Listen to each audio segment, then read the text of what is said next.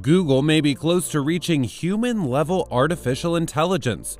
That's according to a lead researcher at the company's DeepMind AI division, announcing on Twitter the game is over in the goal of reaching artificial general intelligence. According to website The Independent, DeepMind's new Gato AI is capable of completing complex tasks from stacking blocks to writing poetry. The researcher saying all that needs to be done is scaling up to create an AI capable of rivaling human intelligence. But the researcher did admit Gato AI is still not close to passing the Turing test. That's the famous quiz with the goal of making distinguishing between a human and machine impossible. As scholars and even fans of Terminator can tell you, there are concerns that developing an artificial general intelligence system could become exponentially smarter than humans and impossible to shut off. The researcher at Google's DeepMind said safety is of paramount importance, with the UK-based company outlining a framework to shut down the system.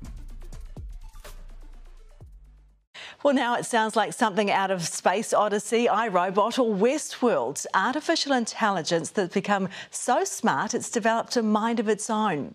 The claim has been made by a worker at Google about one of its own products, a chatbot, and he was abruptly put on leave for saying it.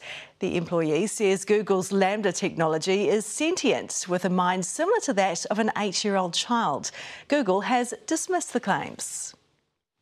For more on this, let's bring in Graham Muller, CEO of the NZ Tech Alliance. Graham, thanks so much for joining us tonight. Look, Google is talking all of this down, but is it actually possible for AI to learn so much about us that they actually do become just like us? Basically, it will happen eventually. I'm not so sure it's happened just yet, but this is the path we're on. So you can see from the sort of reporting that's happening that the AI is starting to learn to communicate in a really strong way. Whether or not it's feeling human or not, we don't know yet, but that's the direction it's heading. How will we know if it is actually starting to feel human? Where will the crossover point be?